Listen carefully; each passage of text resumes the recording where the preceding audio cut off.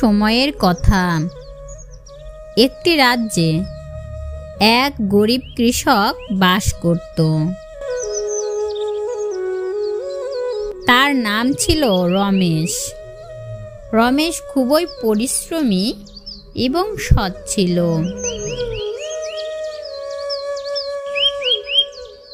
কিন্তু তার ফসলের জমি ছিল খুবই সামান্য।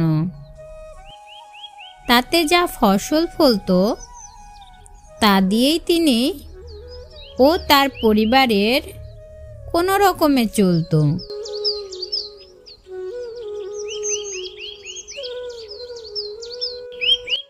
এক সময় রাজার রাজ্যে খরা পড়ল।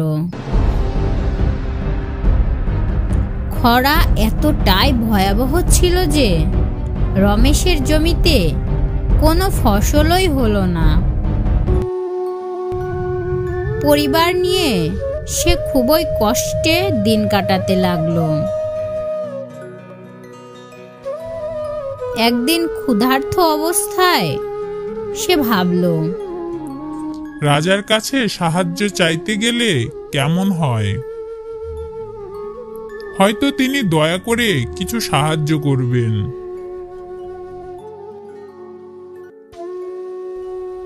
রাজার দরবারে গিয়ে রমেশ বলল,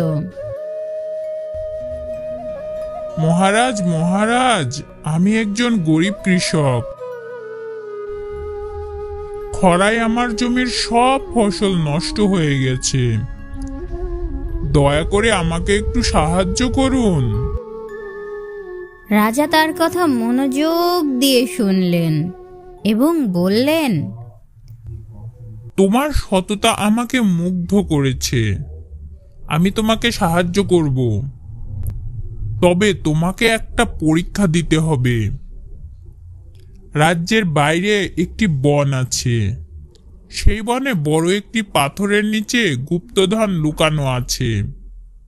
তুমি যদি সাহস করে সেই গুপ্তধন এনে দাও, তাহলে আমি তোমাকে তোমার জমি এবং পরিবারের জন্য যথেষ্ট সাহায্য করব। রমেশ রাজি হয়ে সেই বনের পথে রওনা দিল।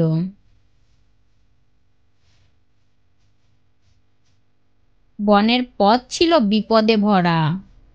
সাপ, বাঘ ও নানা ভয়ঙ্কর প্রাণী সেখানে ছিল।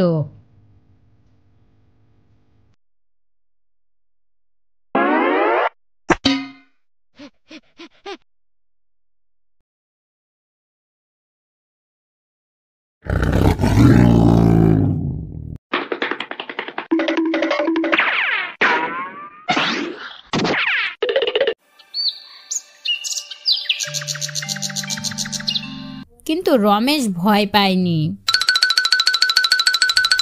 অনেক কষ্টের পর সে সেই পাথরটি খুঁজে পেল এবং পাথর সরিয়ে গুপ্তধন নিয়ে ফিরে এলো।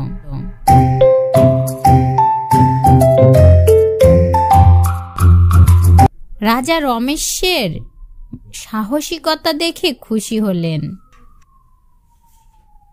এবং বললেন, তুমি কেবল সাহসী নও, তুমি পরিশ্রমী ও সৎ। এই গুপ্তধন আমি তোমাকে উপহার দিলাম।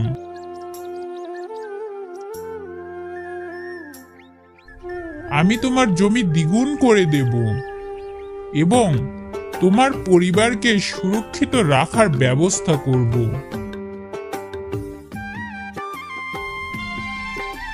রমেশ ধন্যবাদ জানিয়ে বলল, মহারাজ, আপনার সাহায্যে আমি আমার পরিবার নিয়ে ভালোভাবে বাঁচতে পারব। আমি আজীবন আপনার কৃতজ্ঞ থাকব। এভাবেই রমেশ তার সততা ও সাহসিকতার জন্য পুরস্কার পেল এবং রাজাও তার প্রজার প্রতি দায়িত্ব পালন করে মহৎ রাজা হিসেবে খ্যাতি অর্জন করল।